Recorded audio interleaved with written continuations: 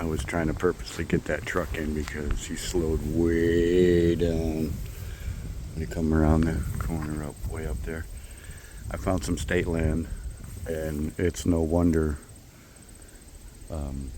people that hunt this and live around here are slowly going by. There's a cornfield right there, and this whole line of trees along this meadow that never gets touched by any equipment, obviously, because there's little trees popping up everywhere in it. It's loaded with white oaks and a couple red, but mostly white oak. You can see there's a couple, 3 of them, big ones right there. But the majority of the oak trees in this line that leads right up into that cornfield back there is filled with white oak. And I've never been here before. I brought the 22 cal pellet rifle. So we're gonna scout around. I'm an orange. Obey all the rules. Hold on, let's switch hands here quick. I'm going handheld so I can throw it in my pocket in case we see a squirrel or anything. I'm primarily just scouting this land. But this land is really no secret. As you can see, right, let's see if I can get it in. Somewhere down in there. Right there. Those signs are all along the roadway, all the way down. And probably all along the roadway up along that side too. So it's no secret that this state land is here. But I understand how people would want to protect this. This is really nice. So we're going to scout it out a little bit. I'm going to get up in here a little bit before I turn the camera off. Oh man, it already looks nice. I'm looking through over here. Down over the other side of this ridge that we're standing on, you can see it drops down, but it also drops down that way. Down over the other side of that. Eventually, oh wow, this is a road. I'm not going to drive it, but eventually hits a creek, or what they call a creek around here. Yeah, we're going to go in a little ways here. Oh wow. Okay, look at this. And then it goes into this. Let's go down here. Maybe you can see down to the creek. I doubt it, but maybe. This is pretty nice. Oh wow, this is really nice. Holy cow. Yeah. Holy.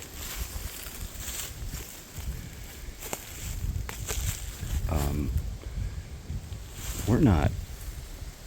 I can still see the van through the trees. And it's already this. Holy crap.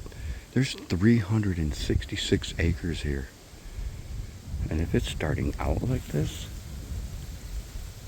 yeah, this is gonna be fun. Alright. This is the last look for a minute. I'm gonna be quiet for a little bit. And maybe a few squirrels will be running around. Get down off this ridge, it's not much wind down there. So squirrels will come down out of the treetops. See you then. Okay, I just followed a trail across the top of the ridge. I'm actually at the peak of the ridge. It drops down in every direction from right here. And this is where this trail that I was kind of showing, you can kind of see it right there. It comes right here, and then it looks like it kind of disappears. Well, it kind of does. It goes in, and then it turns, and then it gets real thick. And it also does that right here. And it goes down in there and gets real thick. Well, down over this ridge, right through all this, is just this thick everywhere down there. Yeah, that's bedding.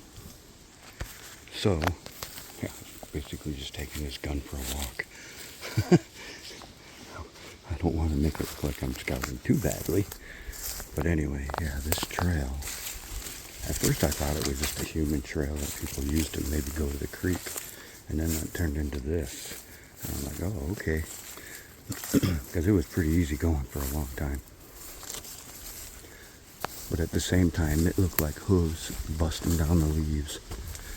Not people. So, as you'll see, because it's right up here. And you can see that this trail also, this is the one I was on, it almost looks like a footpath for people. And I'm sure it is.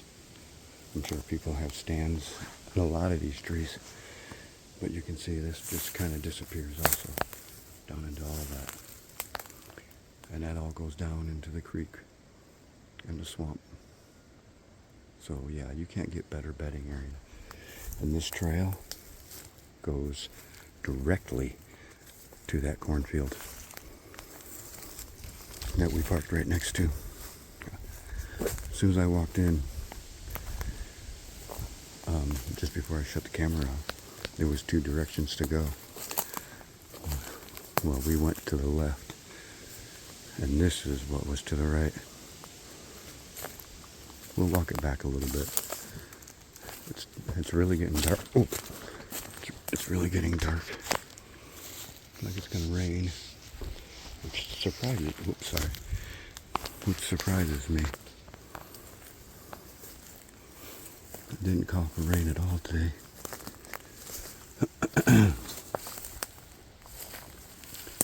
Well, look at this. I mean, holy crap. And this is the actual ridge top. They've got it figured out. Even this little saddle right here still stays on the next bridge going over. It's pretty wild how they work. And it drops down in there too. There were a few trails here and there, but yeah, this is crazy good. It's unbelievably good. And I'm sure it's really overhunted. Like a lot. When I pulled up in there, there was enough tire tracks in that grassy area where I parked to make it look like at least a half a dozen cars have been here since bow opener, which was 3 days ago. You know, and then that's not to say that other people parked in the same places as other people, but this is really nice here. I mean, holy crap, nice. I don't know if they browse through here. They looks like they kind of do. It's a good thing about it being 1:30 in the afternoon and there's no cars in the parking lot, and it's pretty warm for being an overcast, cloudy day. Humid warm. I think it's only low to mid 70s, but the humidity makes it feel a little warmer.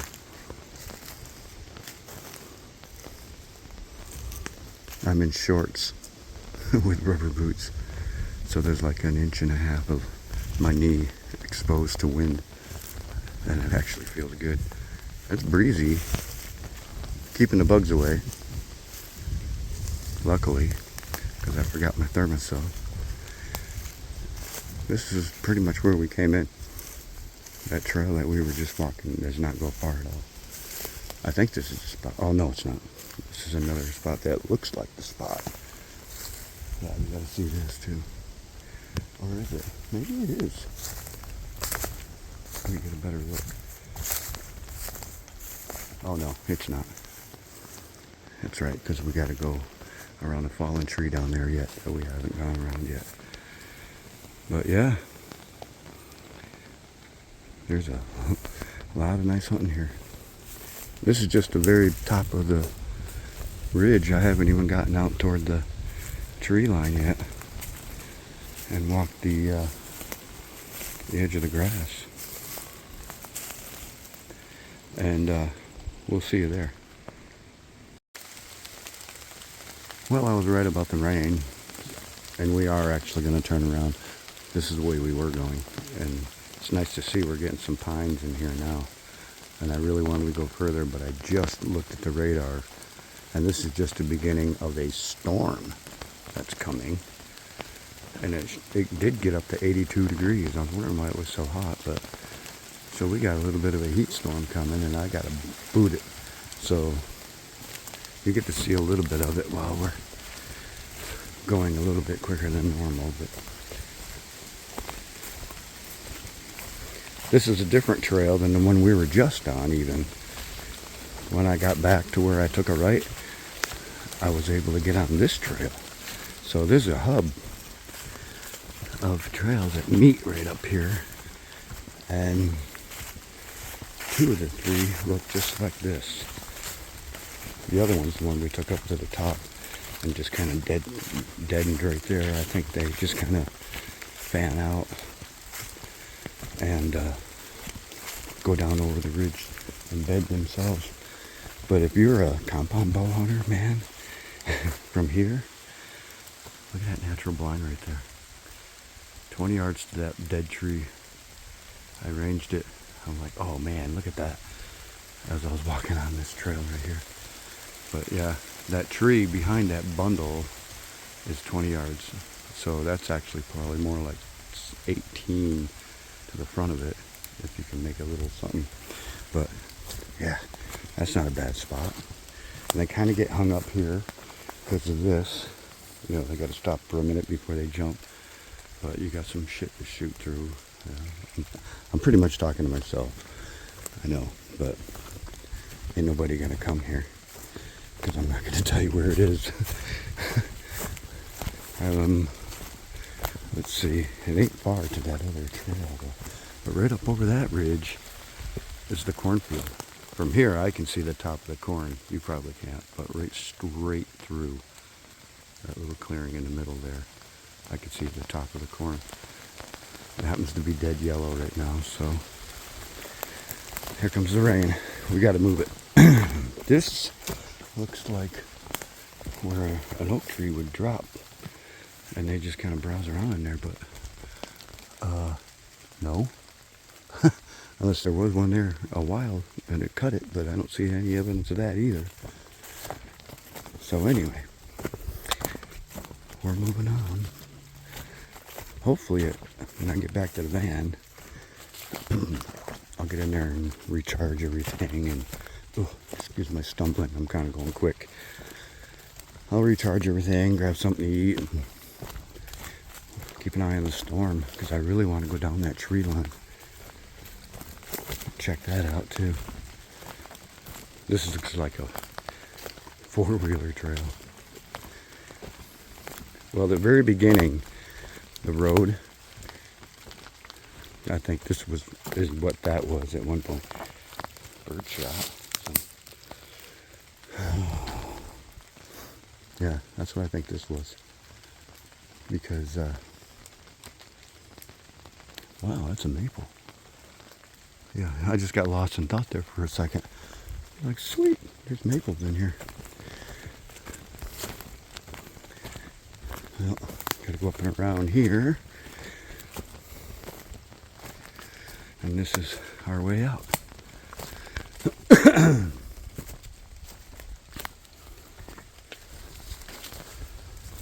Okay.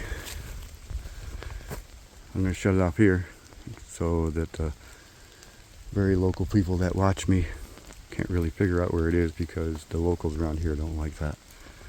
So we'll check it out when we get to the field.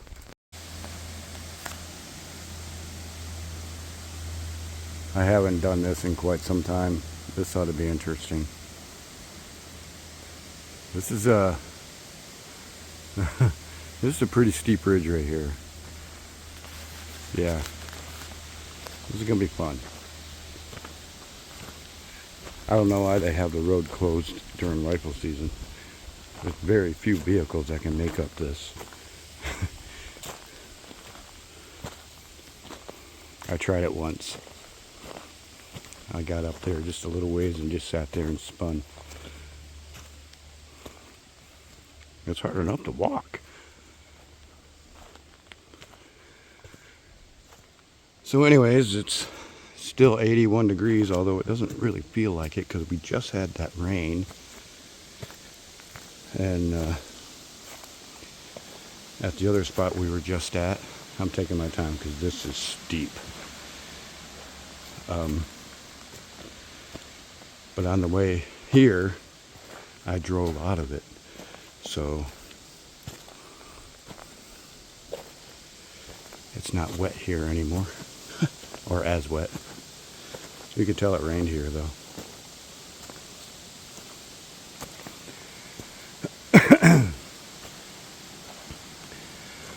Wow.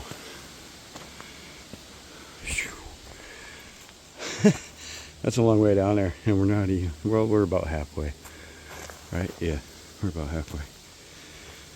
Woo! Walk up and down this hill a couple times a day. You'll be ready for any kind of hunting.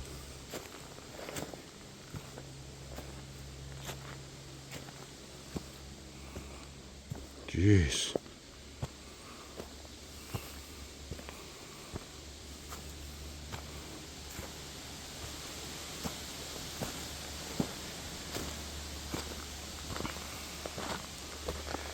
So yeah, I'm not in rubber boots because it's 81 degrees still.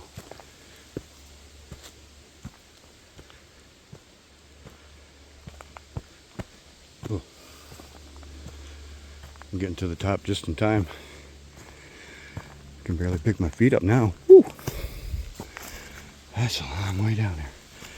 You can't even, you can barely see the van now.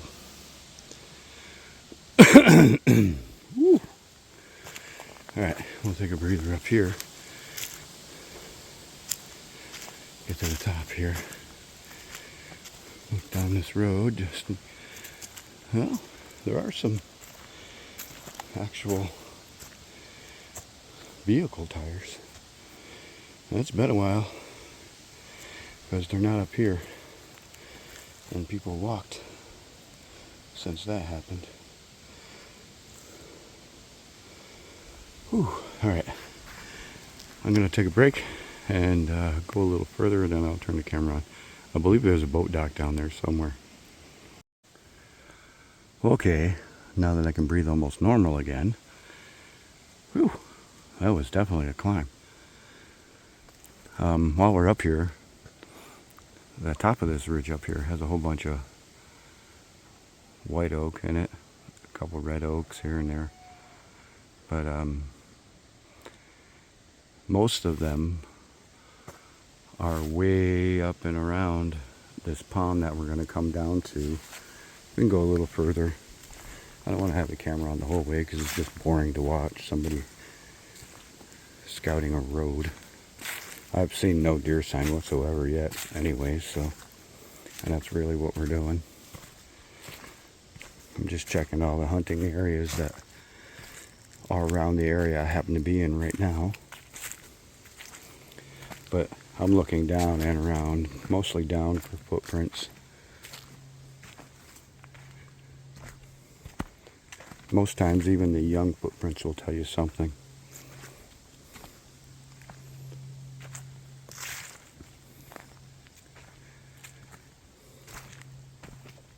But you can see this slowly works its way down and a little more level, then a down, then a little more level, then down, a little more level. It's a lot easier to hike up it. And you almost gotta catch yourself at the end back there when you get to it. I'm usually not this noisy when I'm walking because you never know what's around the next corner. But yeah, when you're going back at the very end, you got to be careful because you'll actually get too much ahead of yourself and tumble. Okay, I'm gonna walk down this, and I do believe, like I said, there's a boat dock down there somewhere. That was a nice easy stroll. That's what it comes down to. Nice open little marshy swamp. In the hot of the summer that might dry up, but I guarantee you it's not right now, even though it's September. But this is where most times where you can get down here, you can park. This is the way we're going to go in a minute. But down here, I do believe, is how you can get to the lake. Yeah.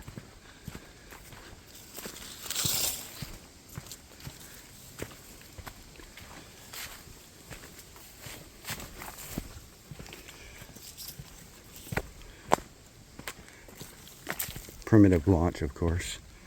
I mean, if you can tow a boat, holy cow, more power to you, but this is for canoes and things like that.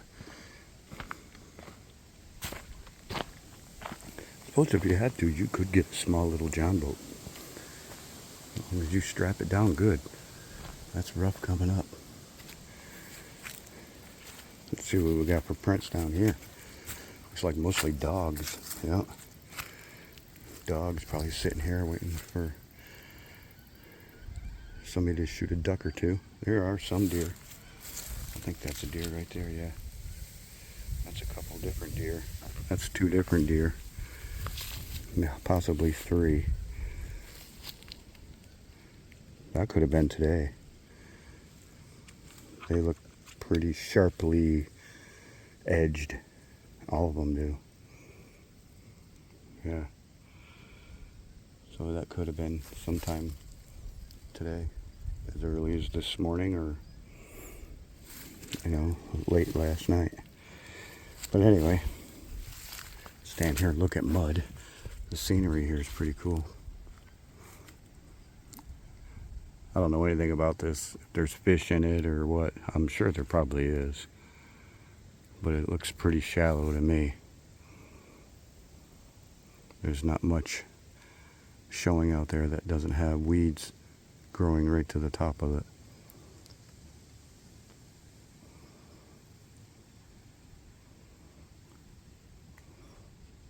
Be a fun day with the bass rod, I bet.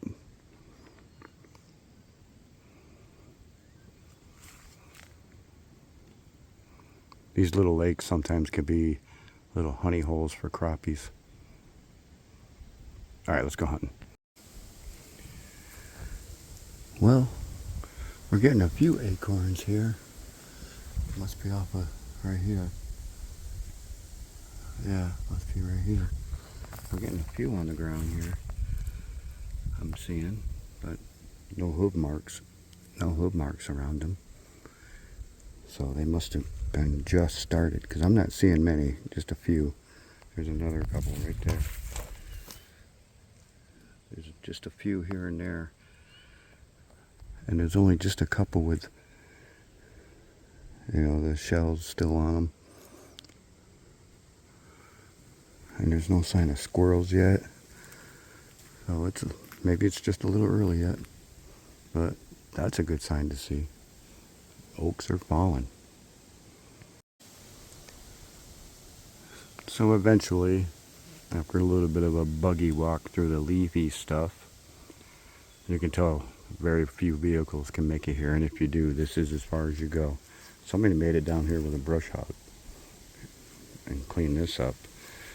But yeah, this don't usually happen, but it happens a lot. It happens enough where that's why that cutout's there, because you're not going to drive through this.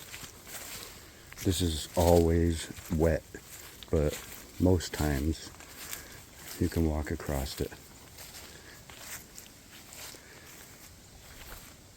Yeah, and it goes up further up onto that ridge, and then it just turns into all that back there, which is insanely awesome. I've been back there a couple times, so I'm not going to do it today because I didn't put my boots on like an idiot. Of all the times to wear boots, I should have known better on this ridge. But yeah, there's another, I don't know if you can see it. I'm lifting the camera up, but I don't know if you can see that, but there's another little lake over there just like this one. And yeah, at one time they joined and then someone made a road. And of course, the more you drive on it, the lower it gets and lower it gets and lower it gets.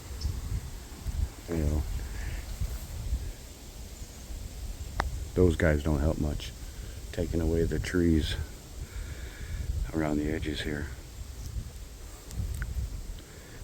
Yeah, there used to be a bunch of them rocks right here piled up really deep, but you can tell from over the years of it being flooded over and people driving on it, they sank all the rocks into the muck.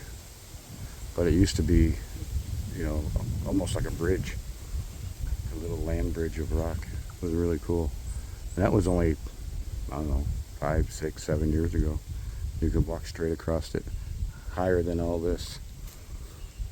It was almost like a little dam. It was cool. Didn't take long. There's actually an island out there. I got my gun in my hand, or I would focus in on it, and I can't do it with one hand on my phone. But there's an island out there in the middle where usually there's a bunch of cranes and geese and all kinds of waterfowl hang out there. Swans, especially swans. Nobody's out here to bug them. They love water like this. But this is a good spot for frogging. Get the blowgun out, get down here and do some frogging, because they like muck puddles like that where it's not so deep and they don't have any predators except birds and guys with blowguns. But that's later. All right, well, I guess we've seen all we're going to see on this trail. I didn't see any squirrels at all. I didn't expect to. This middle of the day, kind of warm and windy. If I was going to see them, it would be on the ground probably, being so windy. And this trail's only so wide. If I did see them, they'd have to get in the trail and sit still, and what are the chances of that? But we're going to head back.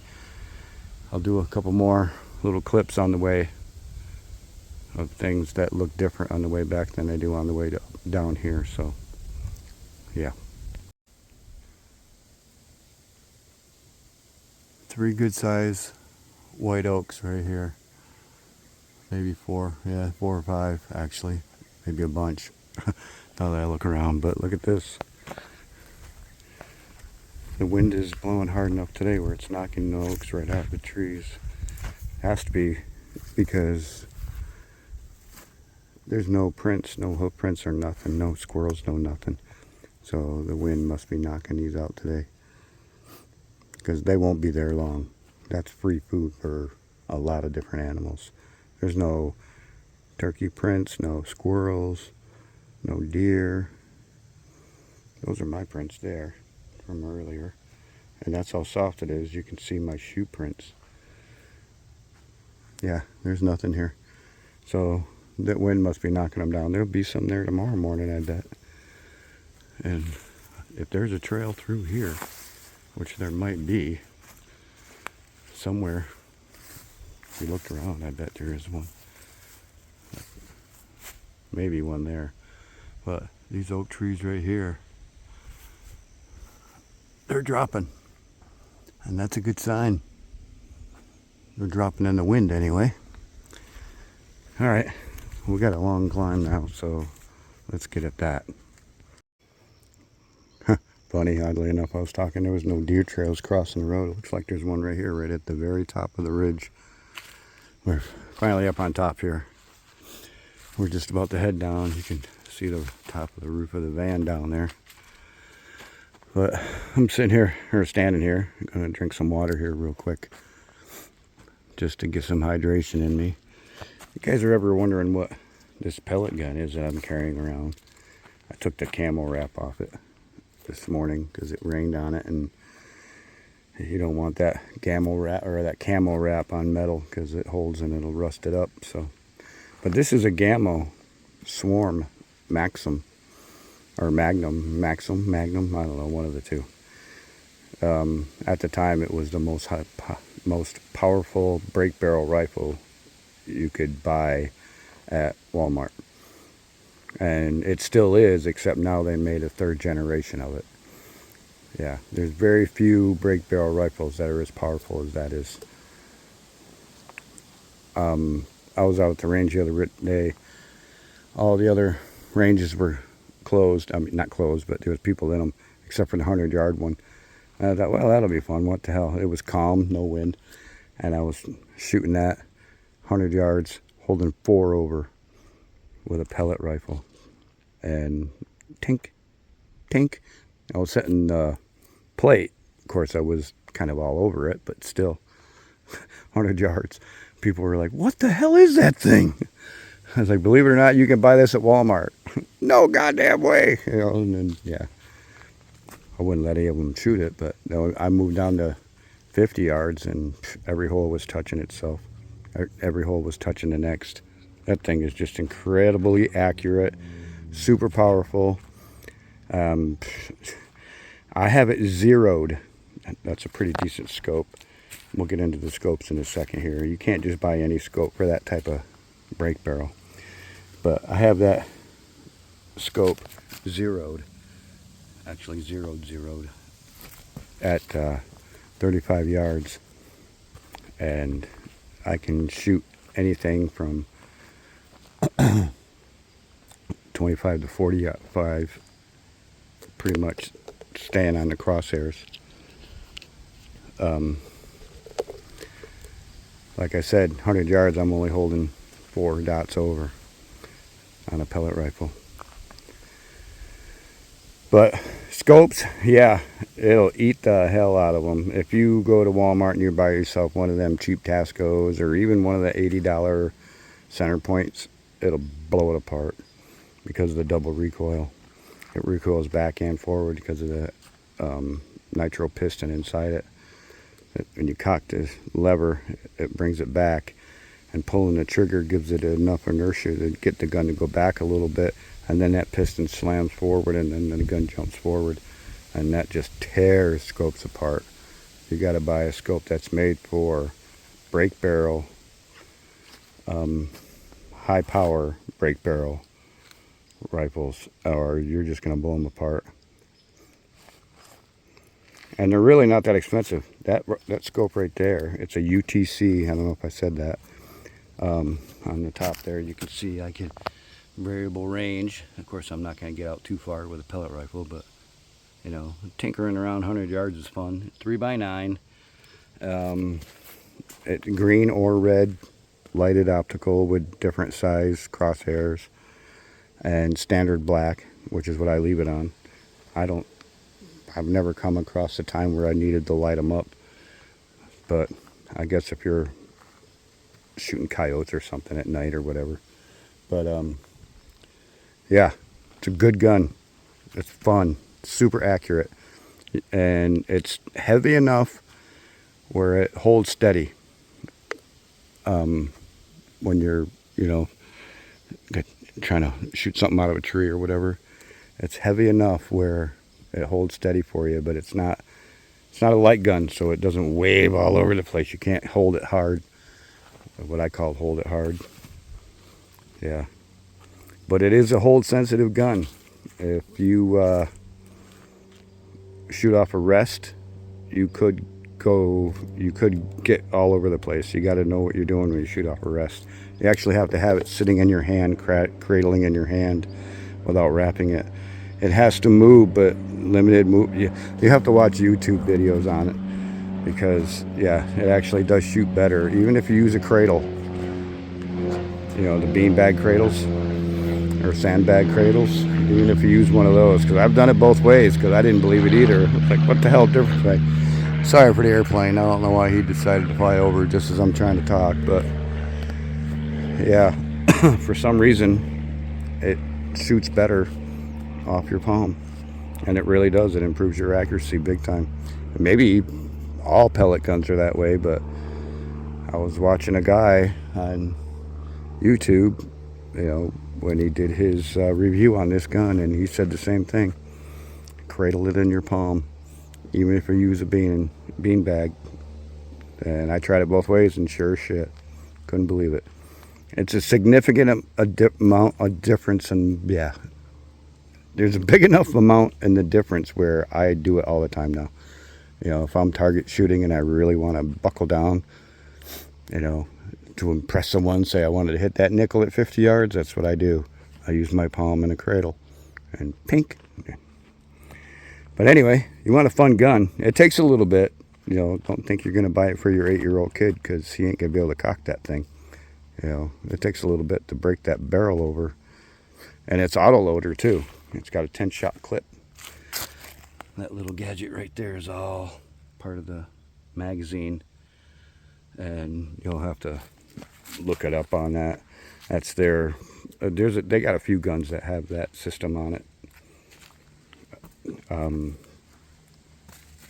The Gen 1, the Gen 2, and the Gen 3.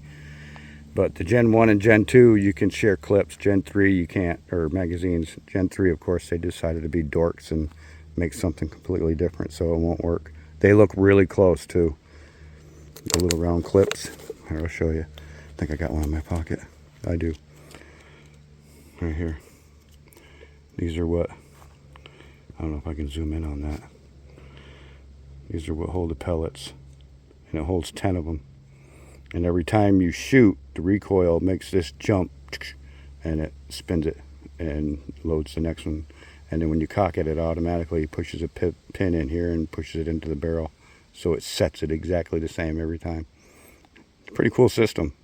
And I had my doubts when I first got it. I was like, yeah, that ain't going to work. But, oh, hear that? That was a squirrel.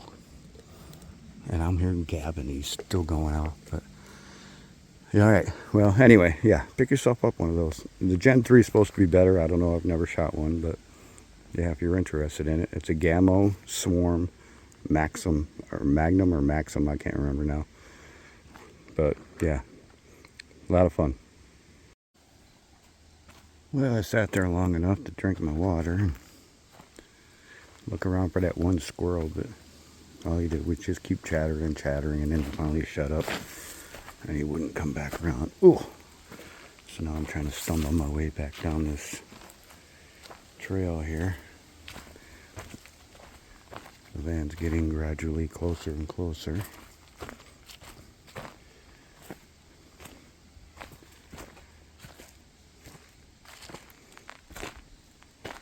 One day I'll be smart enough and buy me a 4-wheel drive so I can get into places like this. But truthfully, September, blatting around on land that people hunt, just not my thing. I believe in morals and ethics. You wouldn't want anybody to do it to you, so why do it to them? Now, I may have opened up a can of worms there because there's been plenty of times I've gone back into the woods to recover deer with a 4-wheeler. So what's the difference if I'm going back there to recover a deer or if I'm going back there to hunt? Either way, I'm bringing one back there, I guess. So, what's the fine line there, guys? I'll let you chew on that while I get my stuff into the van. How about that?